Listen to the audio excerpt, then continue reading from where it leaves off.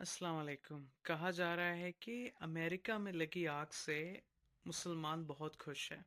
उसमें इंसानियत मर गई है।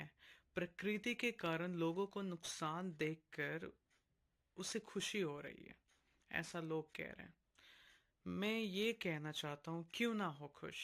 पूरी दुनिया में सर्वे करा लीजिए, आपको 70% से अधिक लोग अमेरिका में लगी आग से खुश मिलेंगे। आप सर्वे करा लीजिए। आप सर्वे कराएंगे तो आपको ये भी मालूम हो जाएगा कि दुनिया के 70% लोगों की इच्छा होगी कि अमेरिका इस आग में जलकर राख हो जाए। इराक के लोग खुश होंगे, ईरान के लोग खुश होंगे, फिलिस्तीन के लोग खुश होंगे, तो वियतनाम के लोग खुशी से झूम उठे होंगे। लीबिया, मिस्र और लेबनान के लोग तो खुश होंगे ही होंगे। सीरिया से लेकर जापान और अफगानिस्तान तक के लोग खुश होंगे। जहां कहीं उसने बम गिराया तो कहीं परमाणु बम, एटम बम गिराया जापान में। गाजा के सिसकते मरते मासूम बच्चों पर भी इस अमेरिका को रहम नहीं आया। कहीं सत्ता के लिए खून बहाए तो कहीं तेल के लिए कत्लेआम कराया। कभी अपनी चौधराहट, अपनी शाख के लिए, अपने आन के लिए किसी पर आर्थिक प्रतिबंध लगाया, लोगों को परेशान किया। इस पे सैंक्शन लगा दिया, उस पे सैंक्शन लगा दिया।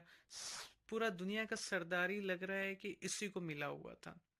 भारत भी इससे प्रताड़ित रहा है। खुद अमेरिका ने परमाणु हथियारों का जखीरा रखा है और भारत के परमाणु परीक्षण पर प्रतिबंध लगाए हैं। और हम भारतीयों के लिए आए दिन कई सारे मुश्किलें पैदा करते हैं, जिसका बहुत लोगों को एहसास तक नहीं होता। दरअसल ये अमेरिका ही है जिसने अपनी दौलत की बदौलत पूरी दुनिया में आग बरसाई है।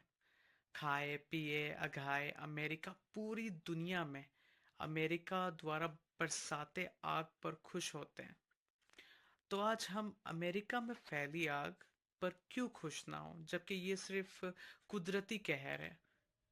कोई मुसलमान ने बम से नहीं उड़ाया जो हम खुश ना हो। हाँ, हम हैं खुश। और खुशी इस बात की और अधिक है कि इस आग में बेकसूर लोगों की जान ज्यादा नहीं गई, बल्कि जिस दौलत का घमंड अमेरिका को है उसमें 150 अरब डॉलर का नुकसान अभी तक हो चुका है।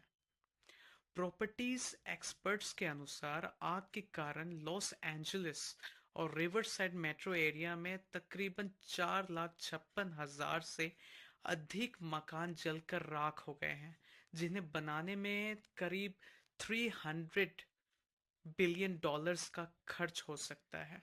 दरअसल ये आग कर्ज से जूझ रहे अमेरिका के लिए अच्छी नहीं है, क्योंकि अमेरिका का कर्ज 36 ट्रिलियन के पार पहुंच चुका है।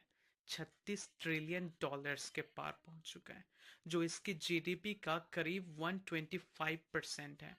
इस कर्ज के कारण अमेरिका की हालत ये हो गई है कि अमेरिका को रोज करीब 2 अरब 2 बिलियन डॉलर्स ब्याज के भुगतान में खर्च करने पड़ रहे हैं। और अगले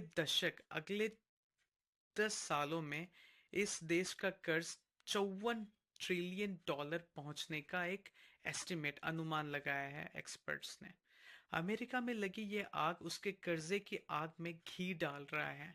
हम इसलिए और भी खुश हैं। हमें उन खाए अघाए अमेरिकी लोगों से कोई हमदर्दी नहीं है जो फिलिस्तीन के मरते गरीब लोगों को देखकर जश्न मनाते हैं। कहीं देखा है कि यह अमेरिकी धन्ना सेठ कभी सड़कों पर उतरे हैं कि इन देशों पर गिरते बमों का हम विरोध करते हैं? नहीं, बल्कि यह उल्टा जश्न मनाते हैं। हम अमेरिका के सबसे बड़े फिल्म निर्माता निर्देशक जेम्स वुड के उस ट्वीट को कैसे भूल सकते हैं, जिसमें उन्होंने बेकसूर फिलिस्तीन लोगों को चुन चुन कर मारने के लिए कहा था कि फिलिस्तीन लोगों के लिए कोई युद्ध विराम नहीं, कोई सीज फायर नहीं, कोई माफी नहीं, कोई समझौता नहीं। आज इस आग में जेम्स वुड की सारी संपत्ति जलकर राख हो गई।